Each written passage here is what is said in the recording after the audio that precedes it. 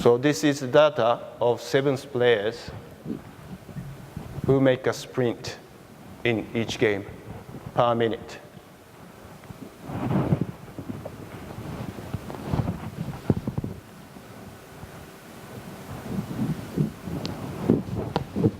If you look at this data, the players make 3.58 times of sprint per minute in 7th rugby.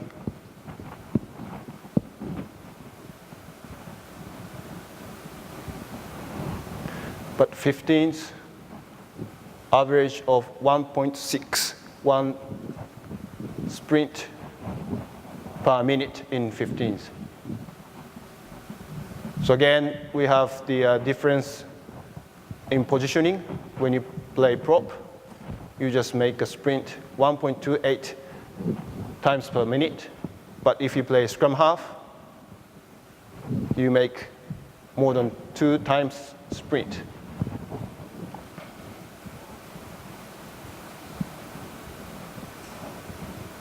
And if you look at sprint, but with more than 18 kilometers per hour and 22 kilometers per hour.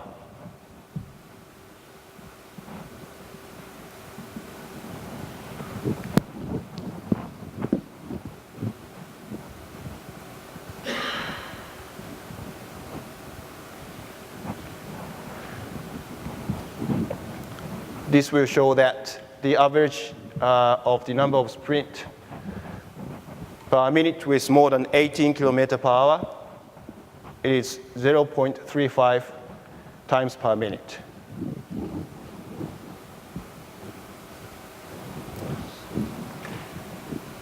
If we look at more than 22 kilometers per hour, it just comes to 0.12 times per minute. And if you look at 15s,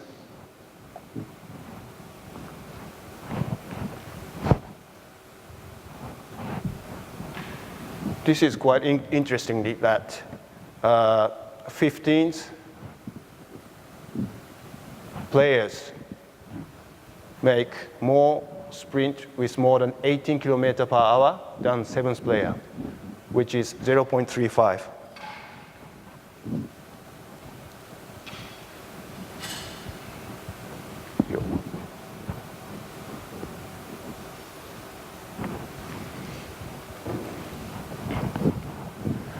This result is something that we didn't expect, that 7th players make 0.35 times of sprint per minute with more than 18 kilometers per hour. But 15th player will make 0.43 time of sprint per minute with more than 18 kilometers. And also more than 22 kilometers per hour, 15th player make more sprint than 7th player.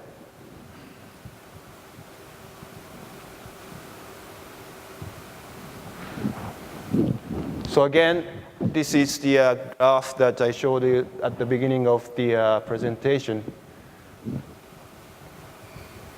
7th players run more sprint, but if you look at the particular speed, with more than 18 kilometers per hour and with more than 22 kilometers per hour, 15th players make more sprint than 7th players.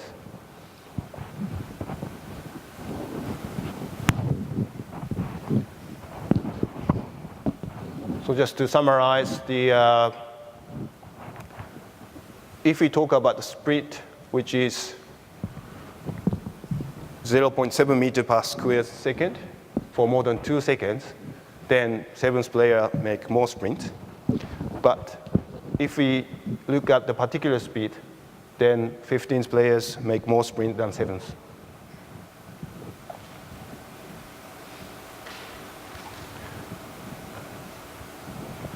So again, I will show you the different footage of sevens.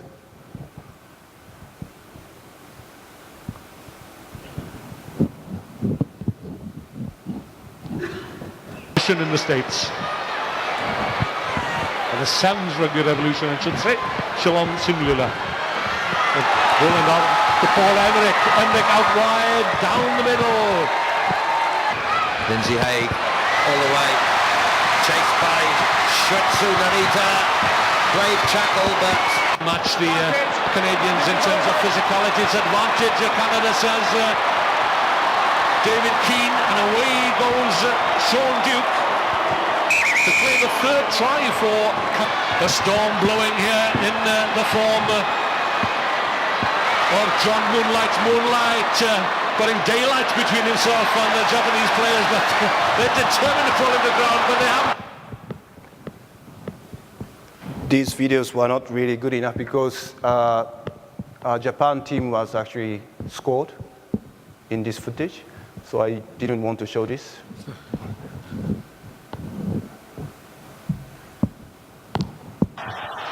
And this is the footage of 15s.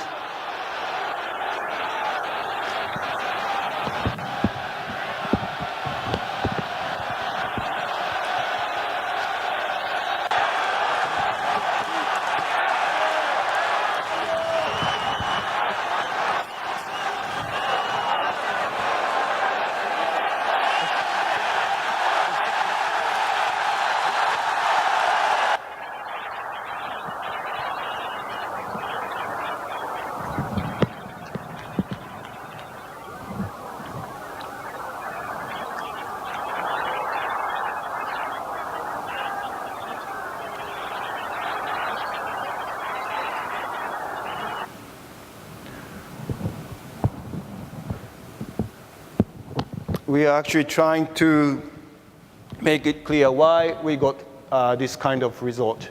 From the footage that I showed you of 15s just now, probably the GPS unit has recognized that the short sprint, which 15s players make, were counted as probably make a sprint with more than 18 kilometers and 22 kilometers per hour. The result were actually not something that we actually expected, and it is probably safe to say that sevens players run more than 15s players, but it doesn't really appear to be correct that the players, sevens players make more sprint with more speed than 15s players. As I said to you earlier, because we couldn't collect the enough information for this conference this time, but this is ongoing case study, and we actually got a domestic sevens rugby championship tomorrow in Tokyo, so we will try to collect the data not only from men but also from women as well. We are using this data for coaches to check if the players' condition and also players' performance. The study of GPS has just been started, so there are so many things that we can do with GPS, and we're still trying to find out what is the best of how to use GPS. But I reckon that because of the inclusion of Olympic Games, sevens rugby is getting more focused, and also this kind of study and also academic study is necessary to probably win the championship as well.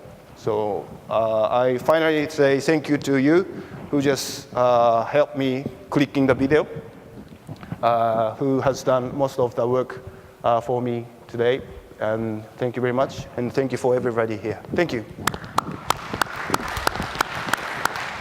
Thanks, Kensuke. And now we will open this presentation to questions. So do we have some questions from the floor?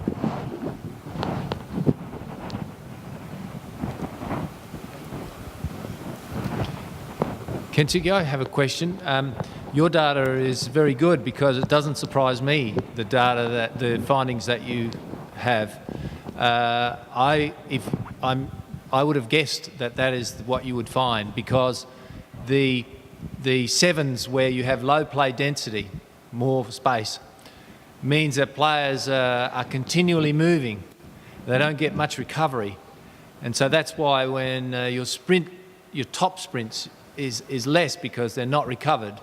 Whereas in the rugby 15s, yes, you have lots of physical collisions, but around this,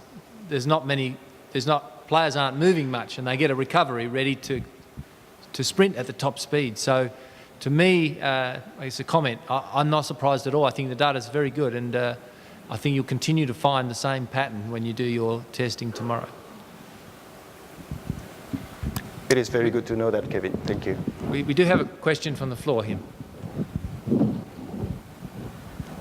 I don't know whether you've done it, but have you ever looked at the pool games versus the final? Because, of course, the final is 10 minutes each way. So have you looked at that in terms of metres per minute at all? No, we just looked at the pool games only. Have you ever done it just, regardless of this, just in the past? Have you ever experimented with looking at whether there are just observational changes? Yeah, that's something that we are now trying to work on, because, as you said, at the sevens, we play 2 games in a row, and you play 3 games in each day. So probably in the first game and the last game in the final, there may be a clear difference of players' performance. That's something that we have to work on from now on. Thank you very much. Other questions? Those units, I'm not familiar with those units. They're from Sports Tech? Are they from New Zealand? I think so, yes. Sports Tech? Yep. Do they have accelerometry in them? Yep. As well as GPS? Yes. Have you used that at all? Yes. That was for the accelerations or was it GPS that? Yeah, but because we couldn't have enough information on acceleration and deceleration, so that's why we didn't show you today. But yes, they've got same as GP Sports as well. Are there any Japanese models as well? I don't think so, no. Okay. Final question. There we go. Yellow shirt. Over there.